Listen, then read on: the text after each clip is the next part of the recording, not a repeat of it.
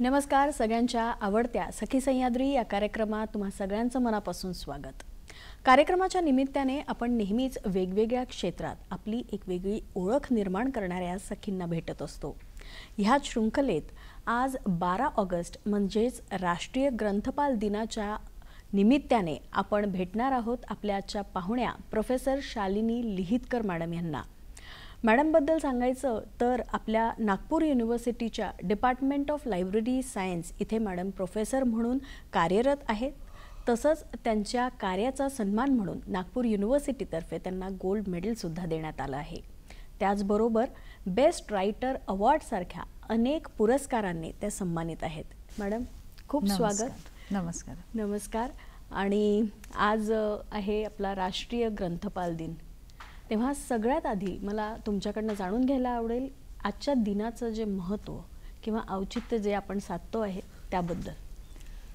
12 August हा Padmashri doctor S.R. Ranganathan यांच्या जयंतीनिमित्त राष्ट्रीय ग्रंथपाल दिवस म्हणून आपण साजरा करतो। आणि 1892 रोजी डॉक्टर S.R. रंगनाथन यांचा जन्म झाला आणि ते एक शिक्षक, गणितज्ञ आणि एक नंतर ग्रंथपाल होते। आणि त्यांना श्रद्धांजली अर्पित करण्याकरिता आपण हा ग्रंथपाल दिन साजरा करतो। ग्रंथपालांचा वाटा जो आहे शैक्षणिक उन्नतीसाठी महत्त्वपूर्ण आहे आणि त्यामुळे प्रत्येक ग्रंथपालांचा सन्मान आणि त्यांचा आदर व्हावा यासाठी हा दिन आपण साजरा करण्यात येतो। Doctor S.R. रंगनाथन यांनी बरेचशा ग्रंथालय आणि माहितीशास्त्राचा पाया भारतात पायाभूत केला आहे आणि त्यामुळे त्यांना एक father of library and information science हे मानलं जातं। Doctor S.R. रंगनाथन यांनी बरेचसे ग्रंथालयाचे 5 सूत्र आपल्याला दिले आहेत। त्यासोबतच त्यांनी कोलन क्लासिफिकेशन यानी कोलन द्विबिंदू प्रणाली वर्गीकरण हे सुद्धा आपल्याला त्यांनी दिलेलं आहे। आणि ग्रंथपालांचा एक सन्मान व्हावा म्हणून हा राष्ट्रीय ग्रंथपाल दिन आपण साजरा करतो। या निमित्तानेच ग्रंथालय आणि माहितीशास्त्र विषय काय आहे हे लोकांना कळतं, त्याची जनजागृती पण होतं। आणि विशेष म्हणजे व्यावसायिक प्रोफेशनल्स जे आहेत लायब्ररी अँड इन्फॉर्मेशन सायन्स मधले ते सगळे एकत्र येतात। त्या निमित्ताने ते नवीन नवीन तंत्रज्ञान शिकतात, नवीन काय घडामोडी आहेत ग्रंथालय आणि माहितीशास्त्रात त्याबद्दल एक चर्चा करतात आणि त्याच्यामधले आव्हान देखील याच दिवशी स्वीकारतात। बऱ्याचशा जे भारतीय ग्रंथालय संघ आहे किंवा आणखीन ग्रंथालयाशी निगडीत संस्था आहेत ते या दिवशी ग्रंथपालांचा सन्मान सुद्धा करतात आणि त्यामुळे ग्रंथपालाला एक महत्त्व या दिवशी दिलं जातो आणि हे देणे पण आवश्यक आहे कारण की शैक्षणिक क्षेत्रात ग्रंथपाल हा महत्त्वपूर्ण वाटा त्यांचा आहे आणि त्यामुळे ग्रंथपाल दिन हा आपण साजरा करतो। म्हणजे अगदी लहानपणीपासून आपण बघतो की शाळांमध्ये सुद्धा ग्रंथपाल जे असतात त्यांचा अतिशय महत्त्वाचा सगळ्या स्टुडंट्स म्हणा विद्यार्थ्यांच्या आयुष्यात एक खूप मोठं योगदान असतं कारण ते चांगली पुस्तकं त्यांना वाचायला म्हणजे आपण म्हणू प्रेरणा देत असतात किंवा असं सगळ्या दृष्टीने। मला आता असं की आपण आज ग्रंथपाल दिनानिमित्त बोलतो आहोत तेव्हा की एक ग्रंथपाल होण्याच्या दृष्टीने एखाद्या व्यक्तीला प्रेरणा कशी काय मिळू शकते? प्रेरणाचे मुख्य जे स्रोत आहेत ते मुख्यतः मुळातच जो मनुष्य आहे ग्रंथप्रेमी असतो आणि ग्रंथप्रेम, पुन्हा पुन्हा वाचनालयात जाणे किंवा ग्रंथालयात जाणे आणि एक वाचनाची आवड त्याला असते। या वाचनाची आवड असल्यामुळे तो ग्रंथालयात वारंवार येतो।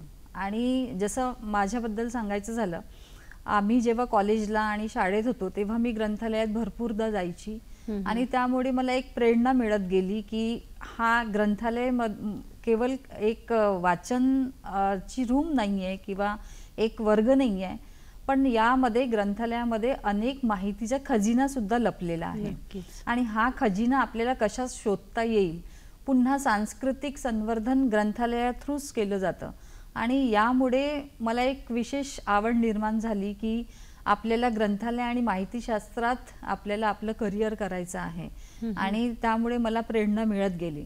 पुन्हा लायब्ररी अँड इन्फॉर्मेशन सायन्सला जेव्हा ॲडमिशन घेतली तेव्हा मला असं कळलं की वेगवेगळे यामध्ये व्यावसायिक कोर्स असल्यामुळे आपल्याला यामध्ये भरपूर काही शिकायला मिळालं. फॉर एक्झाम्पल जसं की आपण वर्गीकरण आहे, सूचीकरण आहे, पुन्हा सूचनाची संकलन कसं करायचं, पुन्हा त्याची पुनःप्राप्ती कशी करायची, युजर्सला कशा पद्धतीने द्यायचं, हे एक खूप काही शिकायला मिळालं. आणि त्यातूनच हे कळलं की हा ग्रंथालय आणि माहितीशास्त्र हा विषय असा एक व्यापक विषय आहे जो समाज उपयोगी आहे आणि हा खूप मला अर्थपूर्ण वाटला यामध्ये करिअर करण्यासाठी. आणि त्यामुळे मला प्रेरणा मिळाली की आपण हे यामध्ये पुढे पुढे जायचं. आणि त्यामुळे मी या क्षेत्रात पुढे गेली. पुन्हा त्याचे जे पदव्युत्तर कोर्सेस आहे ते केले, त्यानंतर PhD केली आणि नेट एक्झाम क्लिअर केली. आणि आज मी राजसंत तुकडोजी महाराज नागपूर युनिव्हर्सिटीला प्राध्यापिका म्हणून ग्रंथालय आणि माहितीशास्त्र या डिपार्टमेंटला आहे. आणि हे माझं एक प्रेरणा राहिलं आहे. आणि त्यासोबतच ग्रंथपाल आमच्या कॉलेजला जे होते ग्रंथपाल त्यांची सुद्धा प्रेरणा मिळत गेली आणि त्यामुळे या कोर्सकडे वळण्यात आलं आणि आज या कोर्समध्ये आम्ही आमचं करिअर केलं आहे. नक्कीच. आणि खूप छान म्हणजे तुम्ही माहिती देत आहात. पण एक आणखीन गोष्ट, जसं आता तुम्ही म्हणालात की वाचनाची एक मुळातच आवड असायला हवी आहे तुम्हाला जर का ग्रंथपाल व्हायचं असेल.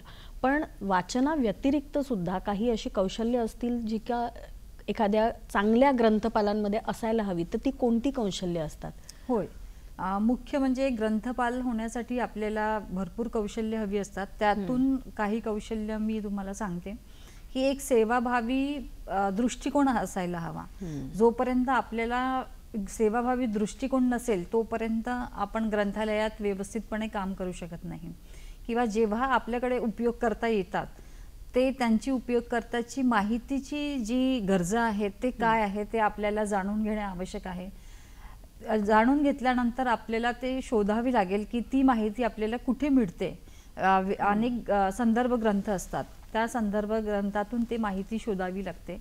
त्यानंतर तो पण समस्याचे समाधान करायची पण एक प्रवृत्ती त्या ग्रंथपालात एक कौशल्य असायला हवं. त्यासोबतच आजच्या ज्या तांत्रिक युग आहे डिजिटल युगात पण त्याला डिजिटल लिटरसी आणि इन्फॉर्मेशन लिटरसी याबद्दल पण संपूर्ण माहिती असायला हवी. त्यासोबतच त्यामध्ये एक कम्युनिकेशन स्किल पण हवायला हवी. आणि त्यासोबतच जे प्रॉब्लेम सॉल्व करण्याची जी प्रवृत्ती आहे की एखादा प्रॉब्लेम किंवा एखादा क्वेश्चन आपल्याकडे युजर्सकडून आला तर ते आपण कशा पद्धतीने सोडवून देऊ शकतो, त्याला कशा पद्धतीने इन्फॉर्मेशन प्रोव्हाइड करू शकतो, ती एक जिद्द ग्रंथपालामध्ये असायला हवी. सपोज ती जिद्द नसेल तर तो त्याला उत्तरे बरोबर देऊ शकणार नाही, इन्फॉर्मेशन सोर्सेस जे आहेत ते शोधू शकणार नाही, संदर्भ साहित्य हे शोधू शकणार नाही. तर हे तर कौशल्य हवेच हवे. आणि त्यासोबतच आपल्याला एक कौशल्य आणखी हवं आहे की व्यवस्थित कम्युनिकेशन त्याला करता आलं पाहिजे. सपोज कम्युनिकेशन व्यवस्थित नाही केलं आणि माहितीच्या गरजा व्यवस्थित जाणून घेतल्या नाही तर त्याला हवी असलेली इन्फॉर्मेशन तो देऊ शकत नाही. त्याच्यामुळे हे सगळे कौशल्य त्यामुळे असायला पाहिजेत. आणि दुसरं म्हणजे आजच्या तांत्रिक युगात आता आपल्याला माहिती आहे की आर्टिफिशियल इंटेलिजन्सचा युग आलेला आहे. तर या आर्टिफिशियल इंटेलिजन्सच्या युगात आपण ग्रंथपालाचे महत्त्व कशा पद्धतीने टिकवू शकतो हे पण खूप महत्त्वाची बाब आहे. आणि जोपर्यंत आपल्याला प्रत्येक सोर्सेसची इन्फॉर्मेशन नसेल किंवा त्यातून कशी पद्धतीने आपण माहिती शोधून युजर्सला देऊ शकतो ही जे कौशल्य नसेल तर आपण काय युजर्सला सॅटिस्फाय करू शकत नाही. त्यामुळे हे सगळे कौशल्य असणे ग्रंथपालाच्या दृष्टिकोनातून आवश्यक आहे. म्हणजे एकंदरीत आपण असं म्हणू शकतो की ग्रंथपाल जर का चांगलं व्हायचं आहे तुम्हाला तर तुम्हाला सगळ्यात आधी समोरच्या व्यक्तीचा जो काही प्रॉब्लेम आहे तो समजून घेण्याची वृत्ती पाहिजे आणि त्यांना तो प्रॉब्लेम सॉल्व्ह करण्यात मदत करण्याची पण एक वृत्ती असायला हवी आहे. एकंदरीतच एक चांगलं माणूस असणं पण आवश्यक आहे चांगलं ग्रंथपाल होण्याकरता असं म्हणू शकतो आपण. आता तुम्ही सेवांबद्दल बोललात तर आपल्या युनिव्हर्सिटी लायब्ररी जी आहे त्यांच्याकडनं कुठकुठले संसाधनं आपण कुठली प्रोव्हाइड करत असतो? संसाधन सेवा तर भरपूर असतात. ग्रंथालय हे विविध प्रकारचे ग्रंथालय असतात. मुळातच 3 प्रकारचे आपण ग्रंथालय जनरली आपण समजतो. पहिला जो ग्रंथालय आहे शैक्षणिक ग्रंथालय ज्याला अकॅडमिक लायब्ररीज म्हणतात.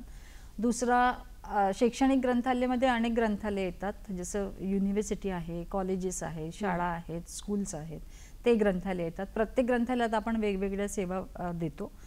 त्यासोबतच सार्वजनिक ग्रंथालय पण आहेत आणि रिसर्च लायब्ररी सुद्धा आहे. तर प्रत्येक ग्रंथालयामध्ये आपण जे प्रामुख्याने जी सेवा देतो ती आहे ग्रंथ देवाणघेवाण सेवा, संदर्भ सेवा ही महत्त्वाची आहे. त्या व्यतिरिक्त आपल्याकडे अनेक संसाधने अवेलेबल असतात. त्या संसाधनामध्ये जसं आपण ओपन एज्युकेशनल रिसोर्सेस युजर्सला प्रोव्हाइड करू शकतो. पुन्हा आपण त्यांना युनिव्हर्सिटी लायब्ररीजमध्ये वेगवेगळ्या पण आपण सेवा देऊ शकतो. जसे इन्स्टिट्यूशनल रिपॉझिटरी आहे, कम्प्युटर सेक्शन आहे, त्या थ्रू आपण वेगवेगळ्या इंटरनेट सेवा पण आपण त्यांना देऊ शकतो. रिसर्च लायब्ररी आहे, त्यामध्ये आपण त्यांना ट्रान्सलेशन सर्व्हिस प्रोव्हाइड करू शकतो, डॉक्युमेंट डिलिव्हरी सर्व्हिस प्रोव्हाइड करू शकतो. करंट अवेअरनेस सर्व्हिस एक येतं लायब्ररीमध्ये, ती आपण प्रोव्हाइड करू शकतो.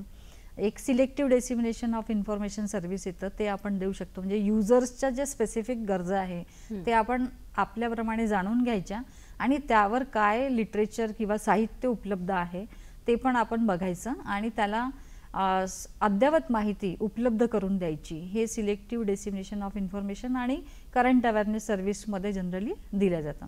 आणि या व्यतिरिक्त न्यूजपेपर क्लिपिंग्स आहेत, डॉक्युमेंट डिलिव्हरी सर्व्हिसेस आहेत, अशा बऱ्याचशा सर्व्हिस आपण देतो. आणि सार्वजनिक ग्रंथालयात सेवा विचारल्या तर सार्वजनिक ग्रंथालयात आपण बुक एक्झिबिशन ऑर्गनाईज करतो, विविध चर्चासत्रे ऑर्गनाईज करतो, ऑथर टॉक ऑर्गनाईज करतो. आणि या व्यतिरिक्त बुक एक्झिबिशन हे महत्त्वाचं आहे सार्वजनिक ग्रंथालयात. हे पण आपण तिथे व्यवस्थित करतो आणि त्या पद्धतीने आपण युजर्सच्या गरजा अकॉर्डिंगली आपण त्यांना सेवा प्रोव्हाइड करतो. पण जर असं एक बघितलं तर लायब्ररीमध्ये येणारे जे युजर्स असतात ते खूप वेगवेगळ्या विषयांवरती माहिती मिळवण्याकरता तिथे येत असतात आणि खूप त्यांच्या गरजा वेगवेगळ्या असतात. प्रत्येकाच्या एज ग्रुपप्रमाणे त्यांच्या म्हणजे मटेरियल जे रिक्वायर्ड आहे त्यानुसार, सब्जेक्टनुसार अशा बऱ्याचशा. तर अशा वेळेला ग्रंथपाल स्वतःला इतकं अपडेटेड कसं ठेवतात? कारण जेव्हा ते ग्रंथपाल आहे तर प्रत्येक येणाऱ्याची अपेक्षा असते की ती एकमेव अशी व्यक्ती आहे की जे आमचे प्रॉब्लेम सॉल्व्ह, आणि इतके सगळे विषय असतात, इतकं सगळं अभ्यास आहे, तर ग्रंथपाल एकंदरीत स्वतःला कसे अपडेट ठेवतात? ग्रंथपाल वेगवेगळे वेबिनार्स होतात. आपल्या सगळ्यांना माहिती आहे की कोविडमुळे आपण वेबिनार घ्यायला शिकलो, ऑनलाईन क्लासेस करायला शिकलो किंवा ऑनलाईन आपण जास्त भर दिला शिकण्यासाठी. तर वेबिनार्स होत असतात. पुन्हा आपल्या परिचर्चा होत असतात. नंतर वर्कशॉप्स होत असतात. नियतकालिका निघत असतात. त्या नियतकालिकातून पण माहिती अपडेट आपण करीत असतो. आणि ग्रंथपालांकडे वेगवेगळे संदर्भ साहित्य हे महत्त्वपूर्ण आहेत. संदर्भ साहित्यामध्ये जसं इन्सायक्लोपीडिया झालेत, बायोग्राफीज झाली, बिब्लिओग्राफिकल सोर्सेस झालेत, अल्मेनॅक झालेत, बरेचसे असे सोर्सेस आहेत, जॉग्राफिकल सोर्सेस आहेत. त्यातून प्रत्येकदा इन्फॉर्मेशन शोधण्याचा प्रयत्न हा ग्रंथपाल करतो आणि त्यातून इन्फॉर्मेशन देतो. आणि जनरली जे संघटना आहेत, ग्रंथालय शास्त्रातील वेगवेगळ्या संस्था आहेत, संघटना आहेत, हे परिसंवाद ऑर्गनाईज करत असतात. तर त्यामुळे आपण त्यांना तिथून पण माहिती आपण अपडेट करीत असतो. खूप छान तुम्ही माहिती आम्हाला देताय आणि खूप विषय पण जरा वेगळा आहे नेहमीच्या चर्चेपेक्षा. ही चर्चा आपण अशीच पुढे सुरू ठेवूया, पण सध्या घेऊया एक छोटीशी विश्रांती.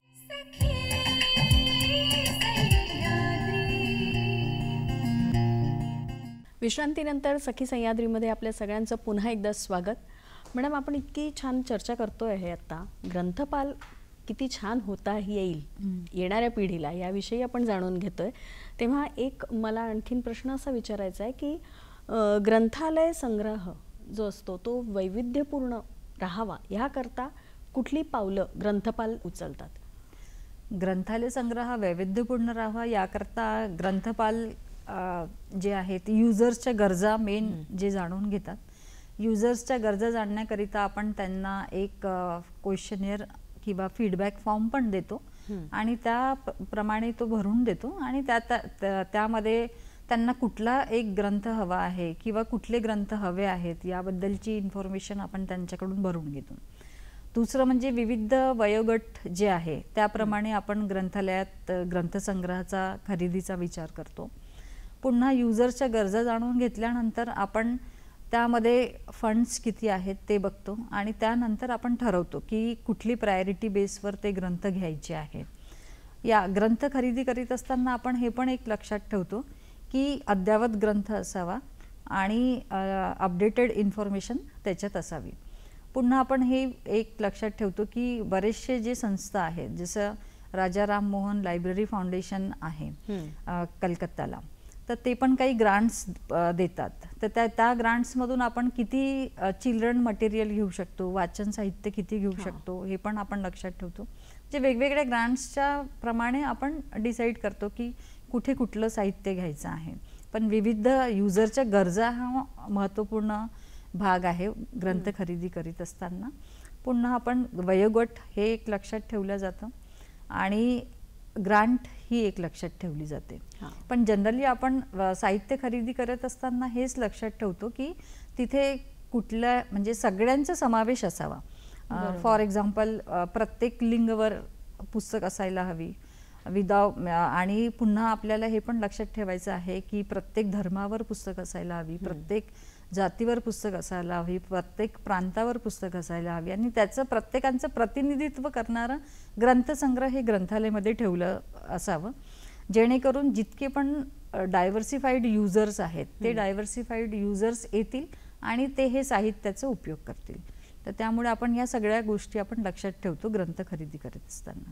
एक सांगावंसं वाटतं की जे डिफरंटली एबल पर्सन आहेत त्यांच्याकरिता आपण ब्रेल लिपीचे पण ग्रंथ खरेदी करतो की त्यांना पण ऑडिओ बुक्स जे आहेत त्याचं एक्सेस मिळावं, त्याकरिता आपण ब्रेल लिपी, ऑडिओ बुक्स हे पण खरेदी करण्याचा विचार करतो. म्हणजे त्यांचा पण विचार केला जातो. नक्कीच. म्हणजे एकंदरीत आपण असं म्हणणं की जिथे त्या ग्रंथालयात येणाऱ्या प्रत्येक व्यक्तीची जी बेसिक एक अशी आवश्यकता आहे ती पूर्ण करण्याचा प्रयत्न ग्रंथपाल नेहमीच करत असतात. पण आता थोडंसं जसा काळ बदलतो आहे तसं म्हटलं जातं की थोडंसं वाचनाकडे कल कमी होत चालला आहे, टेक्नॉलॉजीकडे जास्त लोकांचा कल आहे. तर अशा वेळेला वाचनाची आवड निर्माण करावी किंवा जी काही आवड आहे ती वाढवण्याच्या दृष्टीने ग्रंथपाल काय सहयोग करतात येणाऱ्या युजर्सला? जसं आता सगळे म्हणतात की वाचनाची आवड ही विद्यार्थ्यांमध्ये कमी होत आहे, तर वाचनाची आवड निर्माण करायला विद्यार्थ्यांमध्ये आपल्याला त्यांचे जे बुक रिव्ह्यूज आहेत ते घ्यायला पाहिजेत. पुन्हा बुक रिव्ह्यू कॉम्पिटिशन ज्याला आपण म्हणतो ते घ्यायला पाहिजे, जेणेकरून ते पुस्तक वाचतील आणि त्या पुस्तकामध्ये काय लिहिलं आहे त्याचं एक परीक्षण करून ते आपल्याला सांगतील. विशेष करून आपण शालेय ग्रंथालय जे आहेत ते शालेय ग्रंथालयामध्ये आपण वेगवेगळे वाचन साहित्य किंवा वाचन दिन हे सेलिब्रेट केलं जातं. आणि पुन्हा वाचनाचं एक महत्त्वपूर्ण सांगायचं म्हणजे इथे लायब्ररी अवर्स हे महत्त्वपूर्ण आहे. प्रत्येक शालेय ग्रंथालयामध्ये एक लायब्ररी अवर्स असायला पाहिजे आणि लायब्ररी अवर्समध्ये विद्यार्थ्यांना लायब्ररीत घेऊन जायचं, त्यांना कुठले कुठले बुक्स आहेत ते सांगायचं आणि पुन्हा ते कशी वाचायची तेच सुद्धा सांगण्याची गरज आहे, कारण ते मुलं लहान असतात. बेसिकली वाचनाची आवड आपण लहानपणापासूनच विद्यार्थ्यांमध्ये लावू शकतो, कारण की मोठे झाल्यानंतर कुठल्या आवडी किंवा सवयी लावणे हे फार कठीण होतं. त्याच्यामुळे मला असं वाटतं की लहानपणीच आपण त्यांच्यामध्ये छान सवयी लावल्या वाचनाच्या तर त्या आपण करू शकतो. तर याकरिता वेगवेगळे संस्था जसे NBT आहे, नॅशनल बुक ट्रस्ट आहे किंवा RRLF आहे, ते बरेचसे प्रयत्न करतात. NBT फिरते ग्रंथालय ज्याला मोबाईल लायब्ररी म्हणतो, जसं गावात किंवा विलेजेस किंवा तालुका प्लेसला फार ग्रंथालय कमी असतील किंवा पुस्तकं कमी असतील तर या निमित्ताने फिरते वाचनालयाची कन्सेप्ट आहे. मोबाईल लायब्ररी ज्याला आपण म्हणतो, तर मोबाईल लायब्ररी थ्रू त्या गावातला ती व्हॅन घेऊन जातो आपण, त्या व्हॅनमध्ये बुक्स असतात आणि त्या प्रत्येक बुक्सला बघण्याकरिता आपण मुलांना आतमध्ये व्हॅनमध्ये घेऊन जातो आणि त्यांची पूर्ण इन्फॉर्मेशन आपण तिथे देतो की हे बुक्स आहेत, हे वाचायला हवेत किंवा त्यांना इश्यू पण केलं जातं. देवाणघेवाण पण जे फिरते ग्रंथालय किंवा मोबाईल लायब्ररीज आहेत त्या थ्रू आपण करतो. तर असे बरेचसे वाचन वाढवण्याकरिता, विद्यार्थ्यांमध्ये वाचन सवयी वाढवण्याकरिता बरेचसे उपक्रम पण आपण राबवतो. त्या उपक्रमामध्ये एक जे उपक्रम आहे की रीडिंग क्लब आपण सुरू करू शकतो किंवा बुक क्लब आपण सुरू करू शकतो. आणि या निमित्ताने मला सांगायला आवडेल की NDLI national digital library of India आहे, NDLला एक बुक क्लबची कन्सेप्ट चालवते. ती बुक क्लबची कन्सेप्ट फार छान आहे. दुसरं म्हणजे एक लायब्ररी अवरबद्दल तर मी बोललेलीच आहे, स्कूलमध्ये असायला पाहिजे. नंतर सांगायचं म्हटलं, वाचनाची आवड निर्माण करण्यासाठी वेगवेगळे बुक्स डे असतात. फॉर एक्झाम्पल जसं 23 एप्रिलला वर्ल्ड बुक डे आणि कॉपीराईट डे आपण साजरा करतो. तर त्यानिमित्ताने आपण विद्यार्थ्यांना याची इन्फॉर्मेशन प्रोव्हाइड करू शकतो वर्ल्ड बुक डेची, आणि त्यानिमित्त त्यांना वाचायला सांगू शकतो. पुन्हा जसं आता 14 फेब्रुवारीला आपण व्हॅलेंटाईन्स डे सेलिब्रेट करतो, पण 14 फेब्रुवारीला व्हॅलेंटाईन्स डे हा सगळ्यांना माहीत असतो, पण लायब्ररी लव्हर्स डे पण आहे 14 फेब्रुवारीला, हे सुद्धा लक्षात ठेवायला पाहिजे. आणि त्यानिमित्ताने लव्हर्स डे आपण जसं सेलिब्रेट करतो किंवा व्हॅलेंटाईन्स डे, तर हा लायब्ररी लव्हर्स डे पण आपण सेलिब्रेट करायला हवं. आणि त्यानिमित्ताने आपण विद्यार्थ्यांना याच्याबद्दल माहिती देऊ शकतो, त्यांना एक बुक देऊ शकतो, बुक गिफ्ट देऊ शकतो. जसं व्हॅलेंटाईन डेला आपण काही गिफ्ट देतो, तसेच आपण विद्यार्थ्यांना बुक्स पण आपण गिफ्ट देऊ शकतो. म्हणजे वाचनावर आणि वाचनावर प्रेम दाखवण्याकरिता आपण हे सगळे प्रयोग करू शकतो. पुन्हा लिटरसी डे असतं, त्यात 6 सप्टेंबरला वर्ल्ड लिटरसी डे असतं, 8 सप्टेंबरला पण काही डेज असतात. तर बुक रिलेटेड डेज आहेत ते आपल्याला सेलिब्रेट करायला पाहिजेत, जेणेकरून आपण वाचनाची सवय विद्यार्थ्यांमध्ये लावू शकतो. तर असे बरेचसे उपक्रम गव्हर्नमेंट लेवलला पण राबवले जातात, पण ग्रंथपालाला पण हे सगळे डे जे आहेत ते लायब्ररीमध्ये सेलिब्रेट करायला पाहिजेत, जेणेकरून वाचनाची आवड थोडी निर्माण होईल विद्यार्थ्यांमध्ये. खूप छान तुम्ही माहिती देतात आणि खूप मला असं वाटतं हे वेगवेगळे जे डेज सांगितले आहेत त्यातून सगळ्या आमच्या प्रेक्षकांना सुद्धा प्रोत्साहन मिळत असेल, वाचनाबद्दल आणखीन नवीन माहिती मिळते. ही चर्चा अशीच पुढेही सुरू ठेवूया, पण सध्या घेऊया एक छोटीशी विश्रांती.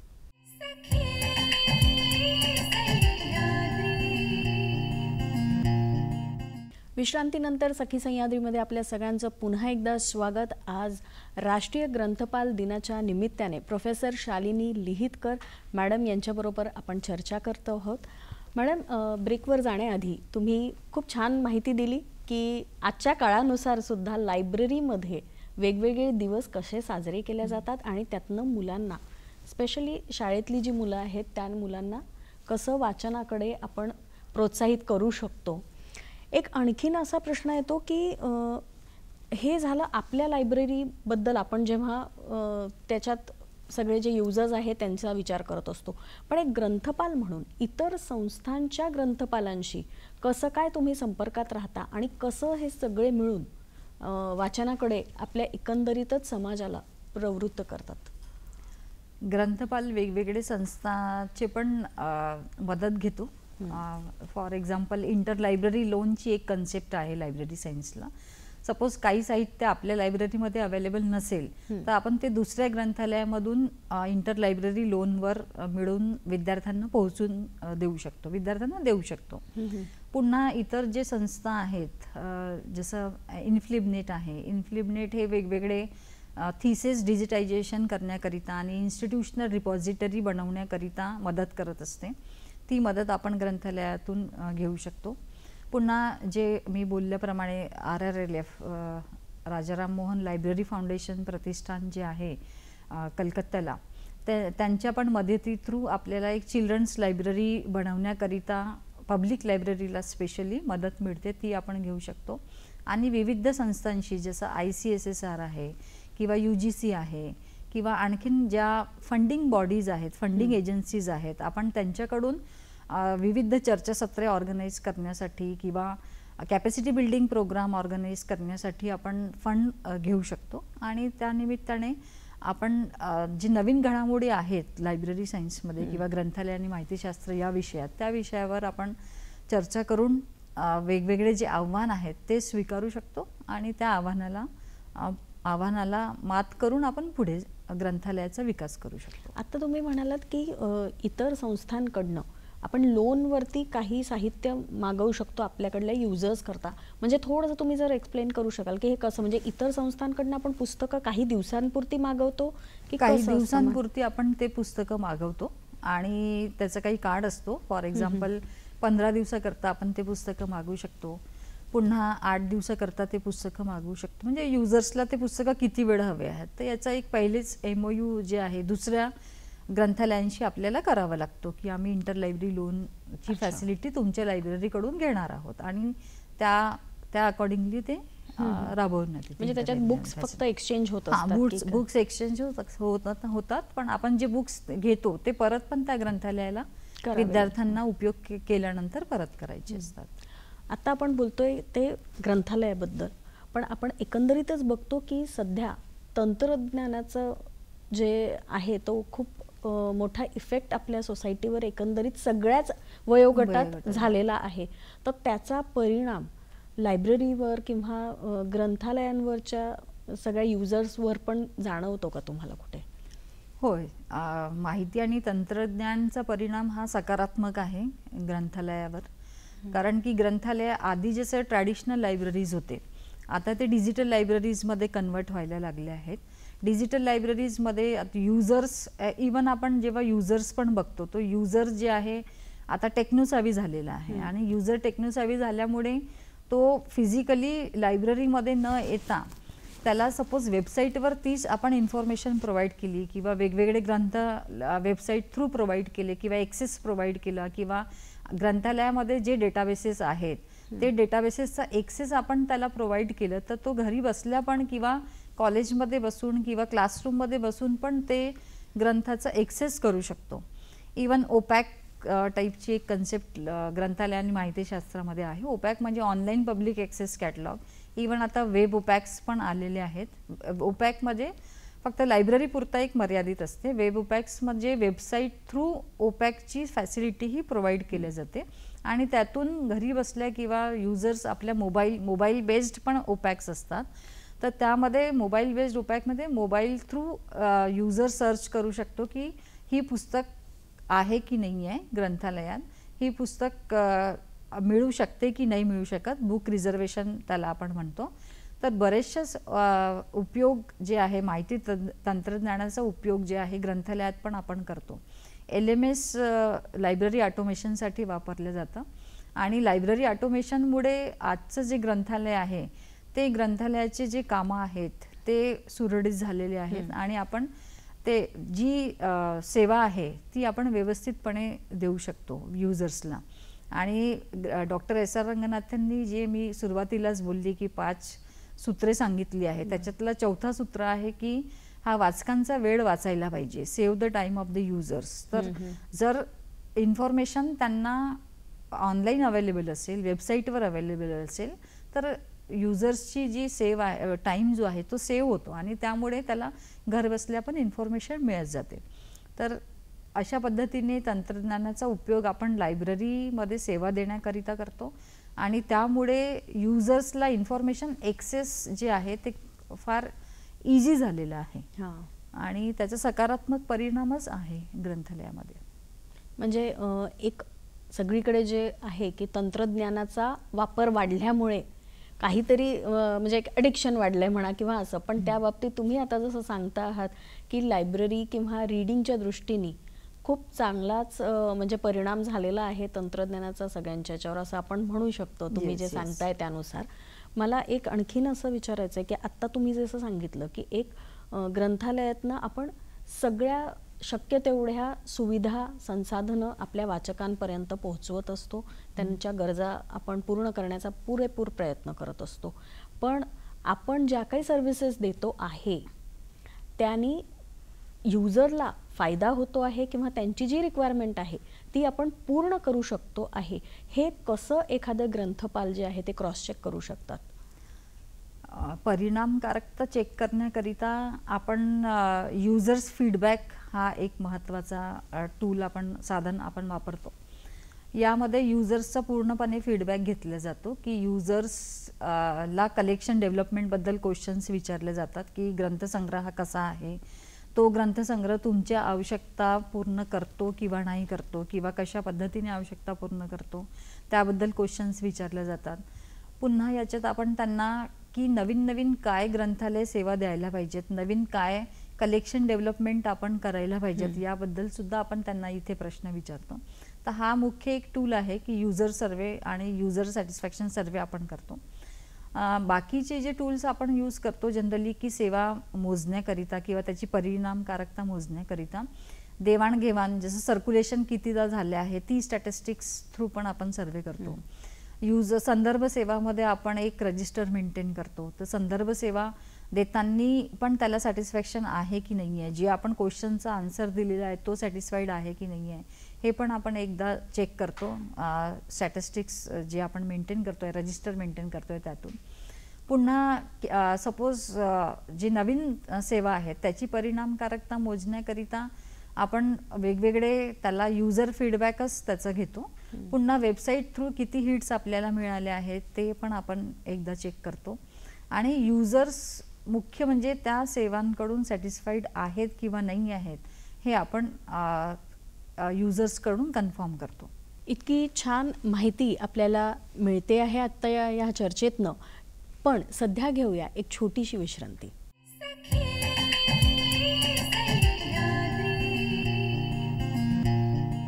विश्रांतीनंतर आपल्या सगळ्यांचं पुन्हा एकदा स्वागत.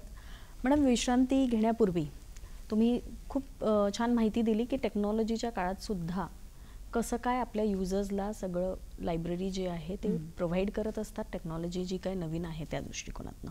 पण एकंदरीतच असं जाणवतं की ग्रंथपाल जे आहेत ते खूप चॅलेंजिंग किंवा असं आव्हानात्मक काम आहे. तर कुठली कुठली आव्हानं ग्रंथपालांसमोर येतात आणि त्यांना ते कसे सामोरे जातात? ग्रंथपालासोबत बरेचसे आव्हानं सामोरं जावं लागतं. पहिलं आव्हान जे आहे ते आपण म्हणू शकतो की अपुरी निधी, म्हणजे बजेट हा कमी असतो. बजेटचा मेन प्रॉब्लेम हा लायब्ररीला नेहमीच जातो. तर बजेट पण आपल्याला बघावं लागतं की कुठून बजेट मिळेल आपल्याला किंवा कुठून आपल्याला डोनेशन्स मिळू शकतात. जनरली पब्लिक लायब्ररी असेल तर डोनेशन्स, इवन युनिव्हर्सिटी लायब्ररीला पण आपण कोण बुक्स डोनेट करू शकतं याबद्दलची माहिती आपण घेऊ शकतो. तर अपुरा निधी. सेकंड जो चॅलेंजेस आहे तो प्रोफेशनल्स जे आहेत ते आता फार कमी प्रोफेशनल्स जे आहेत लायब्ररी सायन्सला किंवा ग्रंथालय शास्त्रात यायला लागले आहेत. तर त्यामुळे प्रोफेशनलला एक ट्रेनिंग देणे पण आवश्यक आहे. तर ही ट्रेनिंग देण्याचे काम किंवा कॅपॅसिटी बिल्डिंग करण्याचं काम जे आहे बरेचसे संस्था करत असतात आणि ते पण करणं आवश्यक आहे. तिसरं चॅलेंजेस म्हणजे आज आपण बघतो की वाचनाची सवय मुळातच विद्यार्थ्यांमध्ये कमी व्हायला लागलेली आहे. तर ती वाचनाची सवय कशी वाढवायची याबद्दल आपण ऑलरेडी चर्चा केलेलीच आहे. तर हे काही चॅलेंजेस आहेत. पुन्हा चौथं म्हणजे की माहिती आणि तंत्रज्ञान युगात तंत्रज्ञान कसं अडॉप्ट करायचं आणि त्याला लायब्ररीमध्ये कसं इम्प्लिमेंट करायचं हा पण एक चॅलेंजेस आहे.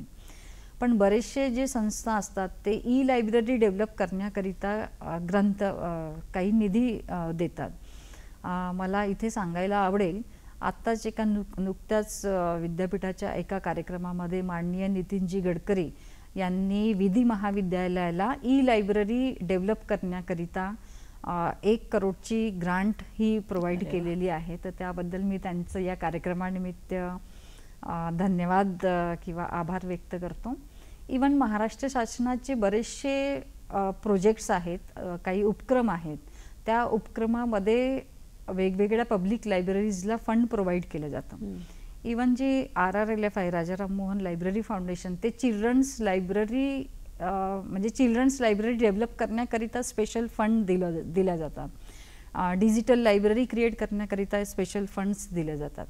ते आव्हाने भरपूर आहेत, पण त्याला मात कसं करायचं हे ग्रंथपालाला त्याची जाणीव असते. त्यामुळे ग्रंथपाल ते करून घेतो आणि फंड्स कुठून मिळवायचा हे बरेचसे महाराष्ट्र गव्हर्नमेंट किंवा गव्हर्नमेंट ऑफ इंडिया याचे काही बरेचसे पॉलिसीज आहेत. तर त्या पॉलिसी तून ते ग्रंथ मिळवू शकतो आपण, म्हणजे ग्रंथालयासाठी ग्रांट्स मिळवू शकतो.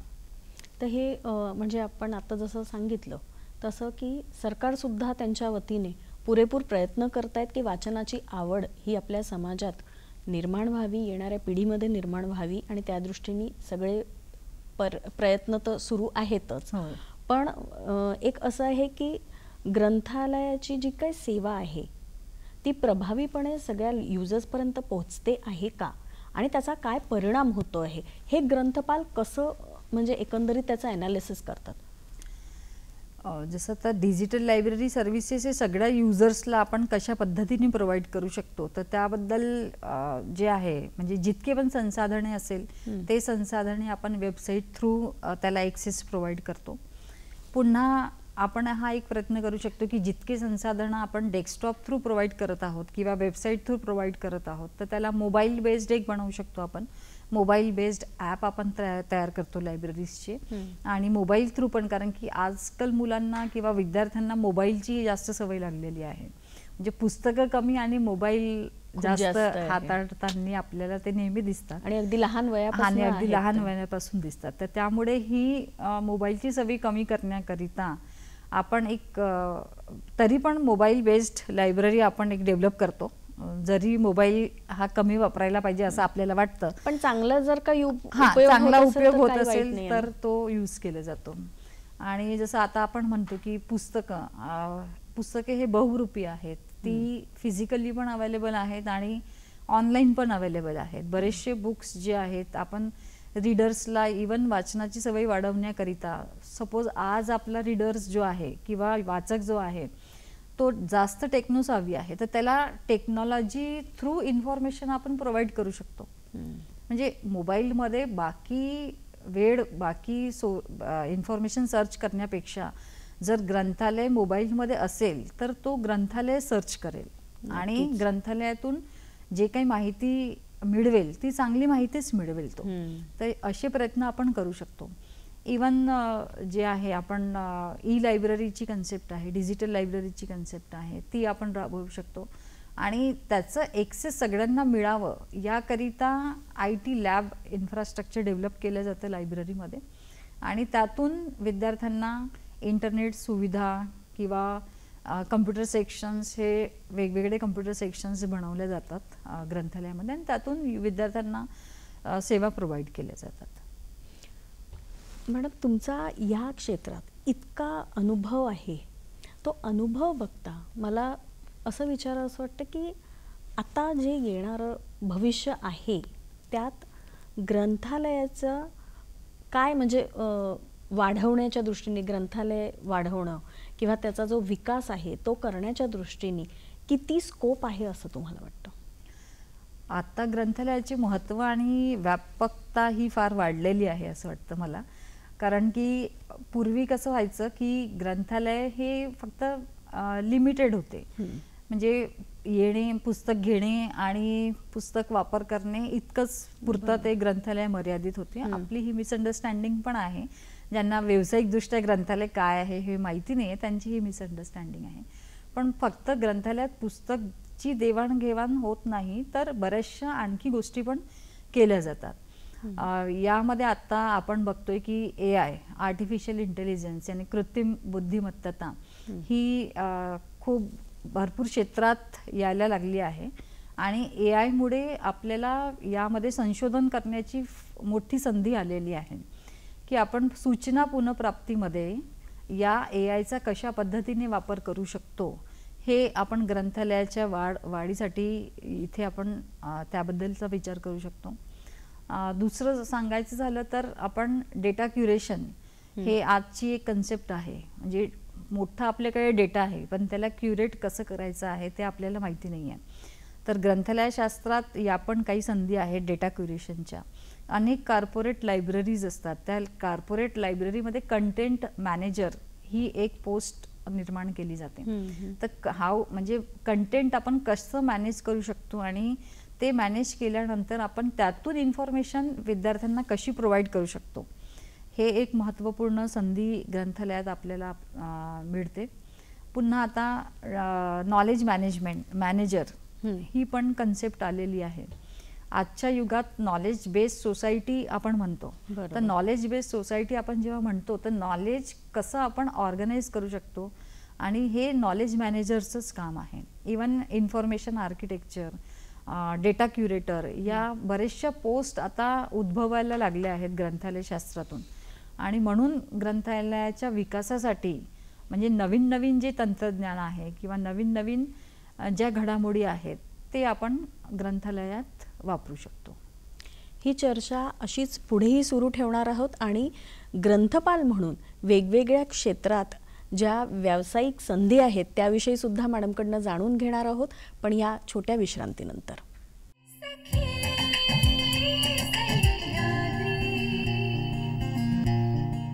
विश्रांतीनंतर सगळ्यांचं पुन्हा एकदा स्वागत. राष्ट्रीय ग्रंथपाल दिनाच्या निमित्ताने आपण चर्चा करतो आहोत. मॅडम, ब्रेकवर जाण्यापूर्वी तुम्ही एक ग्रंथपाल म्हणून आता नवीन क्षेत्रात, या तंत्रज्ञानाच्या क्षेत्रात ज्या विविध संधी आहेत त्याविषयी सांगितलं. तुमचा इतक्या वर्षाचा या क्षेत्रातला जो अनुभव आहे त्यात सगळ्यात आवडती अशी तुमची कुठली गोष्ट आहे की तुम्ही या क्षेत्राशी निगडीत अशी कुठली गोष्ट तुम्हाला सगळ्यात जास्त आवडते? मुख्य म्हणजे ग्रंथालयात आपण ज्ञानाचा प्रसार करतो आणि त्या व्यतिरिक्तच ज्ञानाचा प्रसार तर होतोच ग्रंथालयामध्ये, त्या व्यतिरिक्त आपण इथे विद्यार्थ्यांचे भविष्य घडवतो आणि ही भविष्य घडवण्याची संधी आपल्याला मिळते आहे, हे खूप महत्त्वपूर्ण आहे. आणि मला असं वाटतं समाज उपयोगी आणि फार अर्थपूर्ण आहे. म्हणजे जीवन साध्य करणारं हे एक साधन किंवा आपण माध्यम ग्रंथालयाला म्हणू शकतो. तर जेव्हा आपण विद्यार्थ्यांचं भविष्य ग्रंथालयातून घडवतो तेव्हा आपल्याला एक वेगळंच सॅटिस्फॅक्शन मिळतं आणि ते सॅटिस्फॅक्शन खूप महत्त्वाचं असतं कुठल्याही ग्रंथपालाकरता, की आपला विद्यार्थी या ग्रंथालयात शिकून पुढे गेलेला आहे किंवा इथून तो एक IAS ऑफिसर बनलेला आहे, इथून तो एक MPSC UPSC पास केलेला आहे किंवा इथूनच त्याचं भविष्य घडलेलं आहे. ही भावना खूप प्रेरणादायक असते ग्रंथपालासाठी पुढील कामं करण्याकरिता. आणि या व्यतिरिक्त मला असं सांगावंसं वाटतं की जेव्हा आम्ही ग्रंथालय क्षेत्रात काम करतो तेव्हा नवीन नवीन जे काही आव्हाने आहेत त्याबद्दल जसं फॉर एक्झाम्पल जसं तंत्रज्ञान झालं ते त्याचं इम्प्लिमेंटेशन लायब्ररीमध्ये आपण कसं करू शकतो, तर याबद्दल आम्ही विद्यार्थ्यांशी नेहमी संवाद साधतो की काय नवीन नवीन घडामोडी आहेत, त्याला आपण कसं आव्हाने समोर जाऊ शकतो. पुन्हा सिलेबसमध्ये आम्ही बरेचसे चेंजेस करतो. आज आपल्याला सगळ्यांना माहिती आहे नवीन शैक्षणिक धोरण नॅशनल एज्युकेशन पॉलिसी आलेली आहे. नॅशनल एज्युकेशन पॉलिसीला बघून पण आम्ही आपल्या कोर्समध्ये काही चेंजेस करीत असतो आणि त्यामुळे सतत आणि संशोधन मुख्य महत्त्वाचं म्हणजे संशोधन करायला मला पण आवडतं आणि माझ्या अंडर जे विद्यार्थी आहेत ते खूप छान पद्धतीने संशोधन करतात. तर संशोधन करण्याकरिता नवीन नवीन युजर्सच्या नीड्स आपण कशा सॅटिस्फाईड करू शकतो किंवा युजर्सला मॅक्झिमम इन्फॉर्मेशन आपण किती इझनी प्रोव्हाइड करू शकतो याबद्दल आम्ही संशोधन करीत असतो. इन्फॉर्मेशन बिहेवियर सारख्या स्टडीज पण आम्ही करीत असतो. तर ही एक प्रेरणादायी साधने आहेत.